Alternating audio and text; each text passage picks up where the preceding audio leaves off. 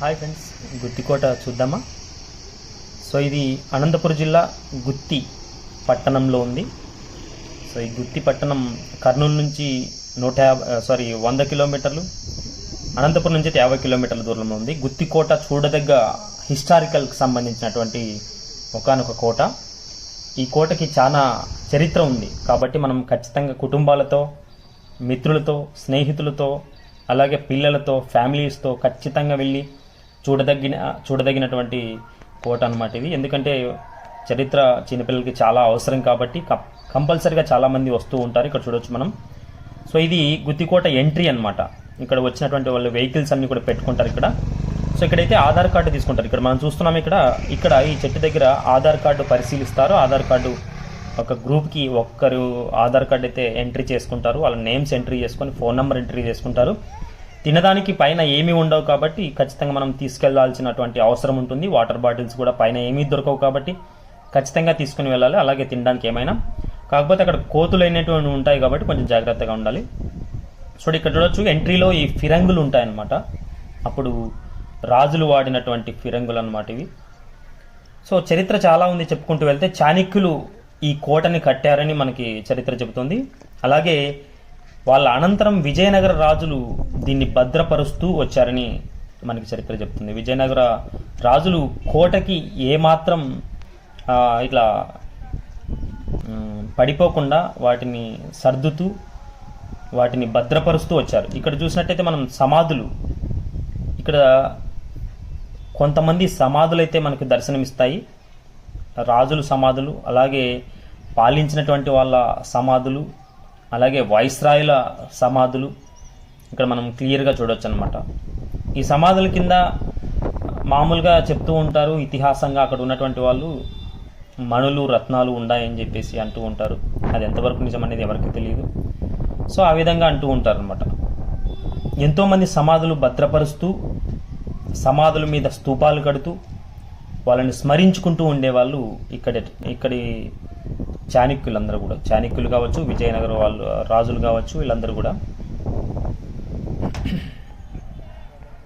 ఇక్కడ మనం చూడవచ్చు, ఇక్కడ ఎప్పుడు సమాధులు ఉండేవి అని చెప్పేసి.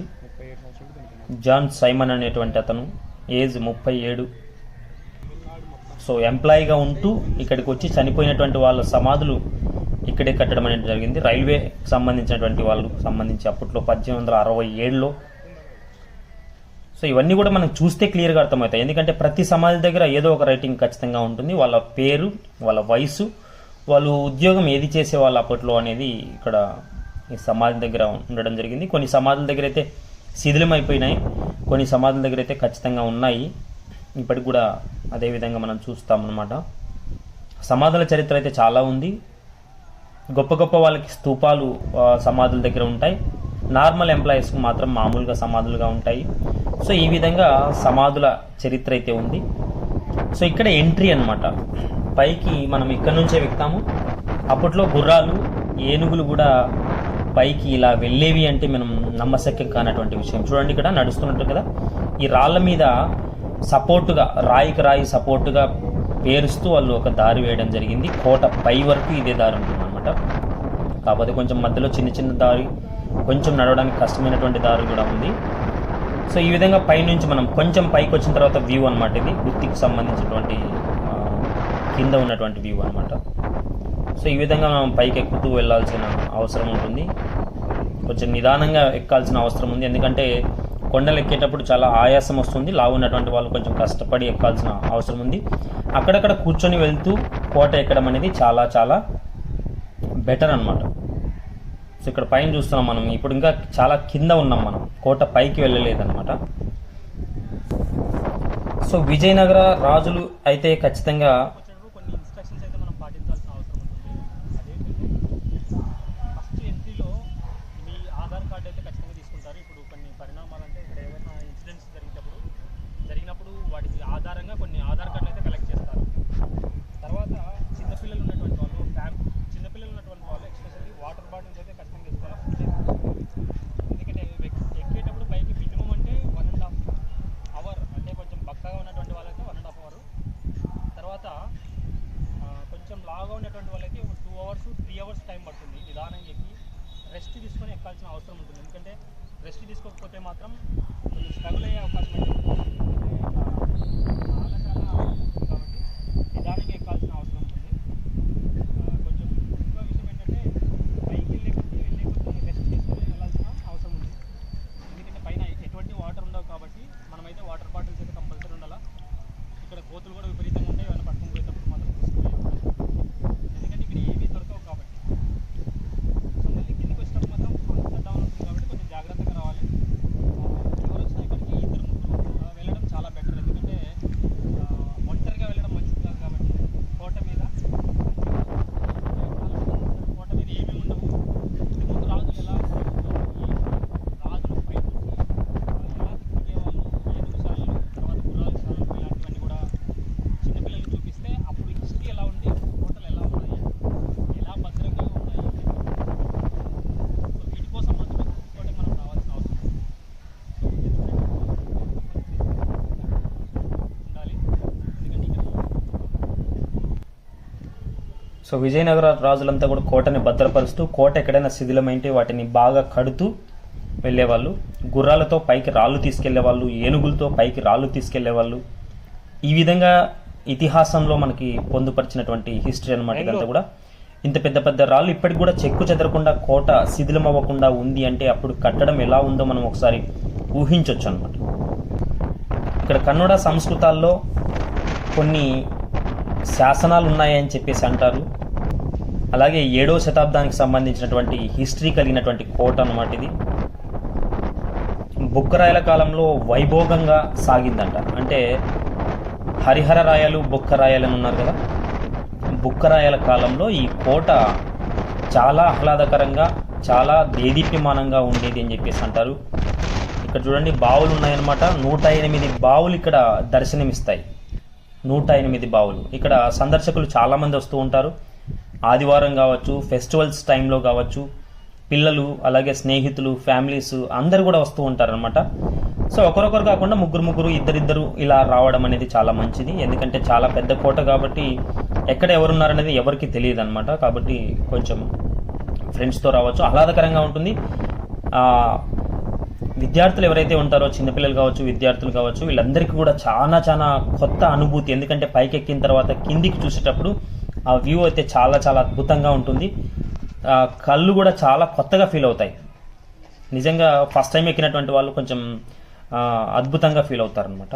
ఇక్కడ చూడొచ్చు మనం గుర్రపు శాలలు, ఏనుగు శాలలు అంటాం మనం. అప్పుడు వాటికి ఉపయోగించారంటే ఇవి. అలాగే బ్రిటిష్ వాళ్ళు దీన్ని జైలుగా కూడా వాడుకున్నారంట అప్పట్లో. చూడండి ఎంత అద్భుతంగా ఉన్నాయో. గారతో చేసినటువంటి, మన ఏమంటారంటే శుద్ధ గారతో చేసినటువంటిది అనమాట ఇదంతా కూడా. ఇప్పటికీ చెక్కు చెదరలేదనమాట.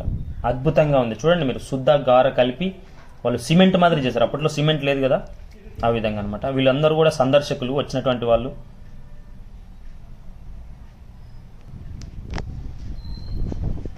ఇక్కడ చూడొచ్చు మనం వ్యూ ఎలా ఉంది లోపల అనేది. ఇది సముద్ర మట్టానికి 680 మీటర్ల 680 మీటర్ల ఎత్తులో ఉంది. భూమి మైదానానికి అంటే కింద భూములకి 300 మీటర్ల ఎత్తులో ఉందన్నమాట. ఇది ఆకారంలో, అలాగే నత్త ఆకారంలో, తర్వాత గవ్వ ఆకారంలో ఉంటుంది అని చెప్పేసి చరిత్రకారులు చెప్తూ ఉంటారు. 15 బురుజులు అయితే ఉన్నాయి. అంటే బురుజులు అంటే కోటల్లో రౌండ్గా తిరిగి ఉంటాయి చూడండి, అలాంటివి 15 ఉన్నాయి. 15 ముఖద్వారాలు ఉన్నాయి, మెయిన్ ముఖద్వారాలు. ఇక్కడ నుంచి చూసినా కూడా వ్యూ అద్భుతంగా ఉంటుంది. ఈ ప్లేస్లో మనం కిందికి చూస్తే ఎంత అద్భుతంగా ఉందో ఒకసారి చూడండి మీరు. సో ఇలా కనపడుతుంది అనమాట. మనం వచ్చిన దారిలో నుంచి ఇళ్ళు ఏవైతే ఉన్నాయో ఆ ఇళ్ళన్నీ కూడా ఈ విధంగా దర్శనమిస్తాయి. కోట సమీపంలో కూడా కొన్ని ఇళ్ళు ఉన్నాయి, ప్రాంతం ఉంది, అలాగే పోస్ట్ ఆఫీస్ ఉన్నాయి, ఇక్కడ వసతులు ఉన్నాయి. హిందూ ముస్లింలు కలిసి జీవించేటువంటి ప్రాంతం అదంతా, ఇదంతా కూడా కింద మనం చూస్తున్న ప్రాంతం అంతా కూడా. గుత్తి చెరువు కూడా మనకి క్లియర్ కనబడుతుంది. మనం టాప్ పొజిషన్కి వెళ్తాం అనమాట. మనం బస్సులో నుంచి చూస్తే ఏదైతే టాప్ పొజిషన్లో ఒక రౌండ్గా ఫ్లవర్గా కనపడుతుందో దాని మీదకి వెళ్తే అప్పుడు గుత్తికోట మనం ఎక్కాము, గుత్తికోట ఎండ్ అని చెప్పుకోవచ్చు అనమాట. సో అప్పట్లో రాజులు దీని నుంచి మనం ఇక్కడ నుంచి కింది చూస్తే ఒక మనకి నేషనల్ హైవే కనపడుతుంది, తాడిపత్రి రోడ్డు కనపడుతుంది, Hyderabad to Bengaluru national highway కూడా మనకు కనపడుతుంది అనమాట క్లియర్గా. సో ఇక్కడ చూడొచ్చు మనం నత్తగుళ్ళ ఆకారం అంటే ఇలా తిరుగుతూ వెళ్తుంది కదా నత్త, అలా మనకి కోటలు కట్టారు అంటే ఎంత అద్భుతంగా అప్పట్లో ఇంజనీర్స్ పనిచేశారు, శ్రామికులు ఎంత కష్టపడ్డారు, ఆ రాళ్ళని ఎలా పొందుపరిచారు, సో ఆ రాళ్ళని అంత పైకి ఎలా తీసుకెళ్లారు, ఇదంతా కూడా కష్టంతో కూడుకున్న పని కదా. సో కాబట్టి ఆ రాజుల చరిత్రను మనం ఈ రాళ్ళే చెప్తాయి, రాజుల చరిత్ర ఈ రాళ్ళే చెప్తాయంటే ఎంతో అద్భుతమైన కట్టడాలు ఉన్నాయి. ఒకసారి చూడండి, ఇక్కడ నిధులు ఉన్నాయని చెప్పేసి చాలామంది తవ్వకాలు చేపడుతూ ఎక్కడ పడితే అక్కడ తవ్వడం అనేది జరిగింది.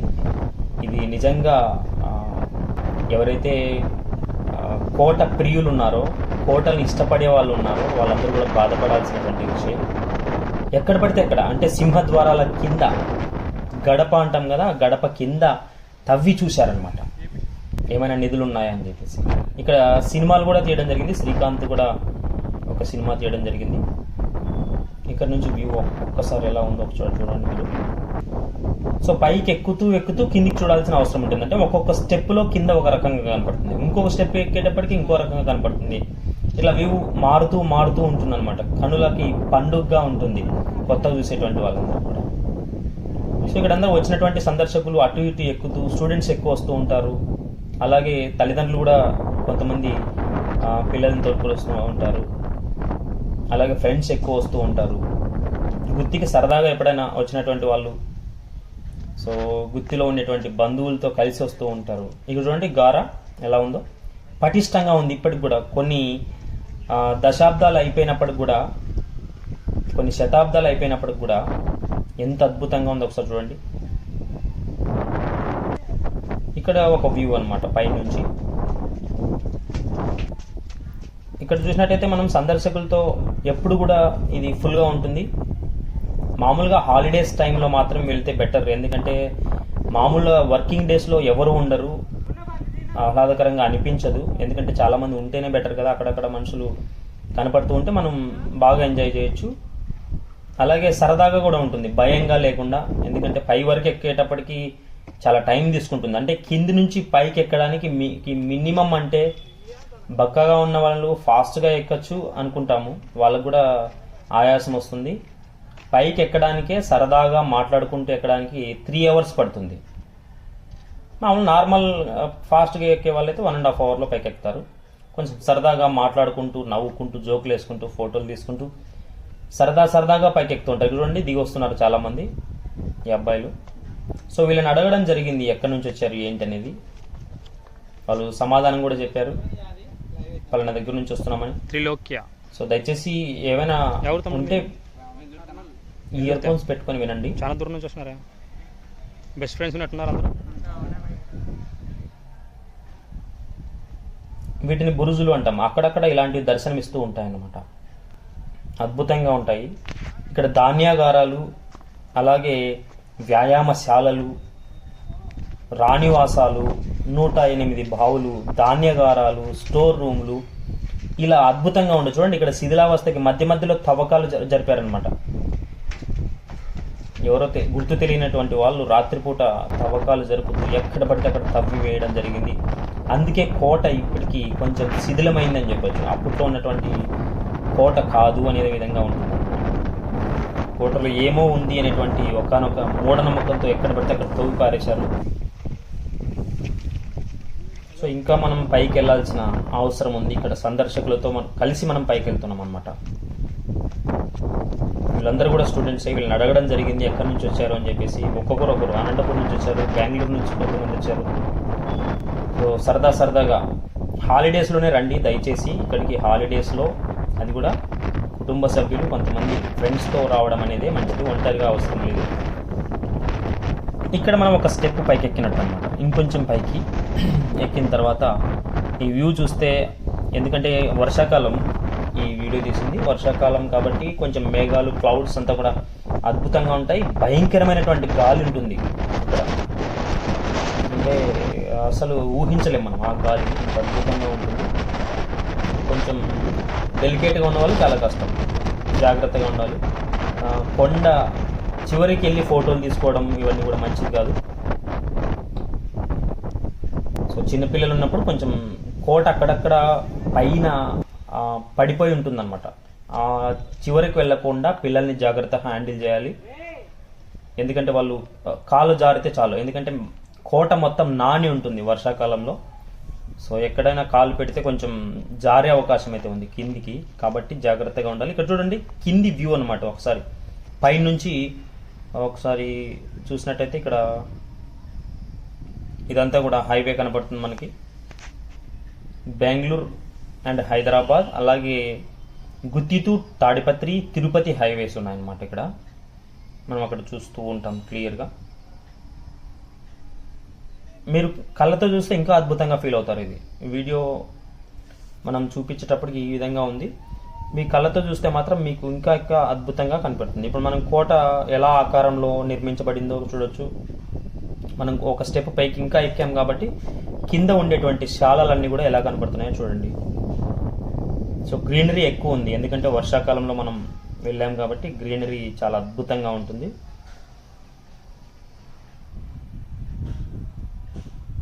సో ఇప్పుడు ఇంకో స్టెప్ పైకి వెళ్తున్నాము. ఇవన్నీ కూడా మనకి ధాన్యాగారాలుగా, తర్వాత వ్యాయామశాలలుగా ఉపయోగపడ్డాయి. ఇక్కడే అద్భుతమైనటువంటి ఒక బావి ఉంది. ఆ బావి నుంచి మేము చిన్నప్పుడు ఇక్కడ చూడండి తవ్వకాలు ఎలా చూపెట్టారు. ఎక్కడ పడితే అక్కడ తవ్వడం, అంటే ఏదైతే సింహద్వారం ఉందో ఆ సింహద్వారం ఖచ్చితంగా తవ్వి పారేసాం, ఎందుకంటే అక్కడ ఏమైనా బంగారు నిధులు దొరుకుతాయని చెప్పేసి. బావులు చూడొచ్చు మనం. ఈ కింద బావి, ఈ ఊట బావులు ఎందుకు అంటే అప్పుడు ఆహారం కోసం నీళ్లు కింద నుంచి తెచ్చుకోవాలంటే ఇబ్బందిగా ఉండేది కాబట్టి రాజులకి, అక్కడ ఉన్నటువంటి పని వాళ్ళకి, సైనికులకి, గుర్రాలకి, ఏనుగులకి నీళ్లు దిగుడు పెద్ద బావి అనమాట. ఇది ఇప్పుడు చూస్తుంది మీరు పెద్ద బావి. ఆ పెద్ద బావి నుంచి ఆ పక్క నుంచి ఈ పక్క రాయి విసరడం చాలా కష్టం. మేము కూడా చాలా వరకు ట్రై చేసాం. ఇది ముగ్గుల శాల. ఇక్కడ రాణి ఉండేది అని చెప్పేసి చాలా మంది చెప్తూ ఉంటారు. రాణి అప్పుడప్పుడు సరదాగా ఇక్కడ ఉంటుంది అని చెప్పేసి అనేవాళ్ళు, రాణివాసం అని. ముగ్గుల శాలలు అంటారు దీన్ని. పైన చూడండి అప్పుడు వేసినటువంటి 17వ శతాబ్దంలో 7వ శతాబ్దంలో వేసినటువంటి ముగ్గులు ఇప్పటికీ ఉన్నాయంటే మనం ఎంత అద్భుతమైనటువంటి కళ అనేది మనం గుర్తు చేసుకోవాలి. ఇది ఊట బావి. ఇక్కడ కూడా చాలా బావులు తక్కువ చూసాం మేము, ఎందుకంటే ఆ బావులు ఇప్పటికి శిథిలమై ఉండొచ్చు. ఒక 4-5 బావులు అయితే మేము దర్శించాము, కానీ 108 బావులు ఉన్నాయి అని చెప్పేది చరిత్రలో మనకి పొందుపరిచారు. ఇక్కడ కూడా ఒక బావి, ఇది కూడా ఊట బావి, నీళ్లు ఊరుతూ ఉంటాయి. ఎన్నిసార్లు చూసారు మీరు ఈ కోటని? ఎన్నిసార్లు చూసినారు? నువ్వు ఏం చదువుతున్నారు మీరు? 10th class. నువ్వు కూడా బాబు? గుత్తే మీది. సో ఇంకొంచెం పైకి వచ్చాం మనం ఇప్పుడు. అద్భుతంగా ఉంది కదా. కష్టపడి తీశాను ఫ్రెండ్స్ మీకోసం. దయచేసి లైక్ చేయండి, మీ ఫ్రెండ్స్ ఉంటే వాళ్ళకి షేర్ చేయండి. సరదాగా గుత్తికొస్తే, గుత్తిలో టైం ఉంటే హ్యాపీగా వచ్చి చూడండి. 2-3 కలిసి వచ్చి చూడండి, టైం పాస్ అవుతుంది బాగా. గుత్తిలో ఎప్పుడన్నా పని లేనప్పుడు, దిగినప్పుడు, లేదంటే అలా వెళ్తూ ఉన్నప్పుడు, కసాపురానికి వెళ్ళే టైంలో, గుత్తి నుంచి కసాపురం ఖచ్చితంగా 35 కిలోమీటర్లు ఇక్కడ నుంచి. సో ఈ విధంగా పైనుంచి వ్యూ, ఇంకొంచెం పైకి ఎక్కిన తర్వాత వ్యూ, అంటే వ్యూ మారుతూ ఉంటుంది అనమాట. ఒక్కొక్క స్టెప్లో ఒక్కొక్క రకంగా కనపడుతుంది. అది కళ్ళతో చూస్తే ఇంకా అద్భుతంగా ఉంటుంది. ఇప్పుడు మనం టాప్ పొజిషన్కి వచ్చాం. టాప్ పొజిషన్ అంటే మనం బస్సులో నుంచి కానీ కింద వెళ్ళినప్పుడు గుత్తిలో రోడ్డు మీద నుంచి చూస్తే మనకు ఒక ఆకారం ఫ్లవర్ లా కనపడుతుంది. ఆ ఫ్లవర్ ఆకారం మీద మనం ఇప్పుడు ఎక్కబోతున్నాం. ఇదే అది చూడండి ఒకసారి, అద్భుతమైన ఈ వ్యూ అనమాట. ఇదే last stage of Gutti fort అనమాట. సో ఈ వ్యూ చూస్తే మేము పైకి ఎక్కి చూసినప్పుడు మేఘాలు అద్భుతంగా కనిపెట్టాయి. అసలు చూస్తే ఎంతో ఆనందంగా అనిపించింది మాకు. సో లైక్ చేయండి ఫ్రెండ్స్, దయచేసి లైక్ చేయండి. ఇంతకన్నా మించి నేను వీడియోస్ తీస్తాను మీకోసం. ఖచ్చితంగా లైక్ చేస్తారని మనస్ఫూర్తిగా ఆశిస్తున్నాం. మీ ఫ్రెండ్స్ ఉంటే వాళ్ళకి షేర్ చేయండి. వస్తే కంపల్సరీ వచ్చి చూడండి. ఇది ఫ్రెండ్స్ ఇక్కడ లాస్ట్ స్టేజ్ ఆఫ్ పోర్ట్. ఇక్కడ కూడా ఈ పెద్ద రౌండ్గా ఉండేటువంటి ఫ్లవర్ ఆకారంలో ఉండేటువంటి ఈ కోటను కూడా ఎంతో నిధులు ఉన్నాయని చెప్పేసి దాన్ని శిథిలావస్థకు తీసుకొచ్చారు ఫ్రెండ్స్. ఒకసారి చూడండి. సో ఇది స్టేట్ గవర్నమెంట్ దాంట్లో లేదు, సెంట్రల్ గవర్నమెంట్ ఆఫ్ ఇండియా దీన్ని ప్రొటెక్ట్ చేస్తుంది. అయినప్పటికీ కూడా ఎంత అధ్వానంగా మరి తవ్వారో ఒకసారి చూపిస్తాను మీకు. ఆ పైన ఫ్లవర్ లాంటిది ఈ కోటను కూడా అసలు ఇదే మనకి హైలైట్ అనమాట. దీన్ని కూడా ఎలా తవ్వుతారు ఫ్రెండ్స్, చూడండి ఒకసారి ఎలా తవ్వేశారో. ఏం దొరుకుతాయని తవ్వారో ఏం లేదో తెలియదు, కానీ అంత మంచి కట్టడంని ఎలా తవ్వుకుంటారు. ఇక్కడ చూడండి ఎంత పెద్ద బొక్క పడిందో చూడండి. ఫస్ట్లో నేను చిన్నప్పుడు వెళ్ళాను ఫ్రెండ్స్, ఆ చిన్నప్పుడు ఈ తవ్వకం అయితే లేదు, అక్కడ రౌండ్గా మంచిగా ఉండేది. కానీ ఇప్పుడు చూడండి ఫ్రెండ్స్ ఎలా తయారైందో.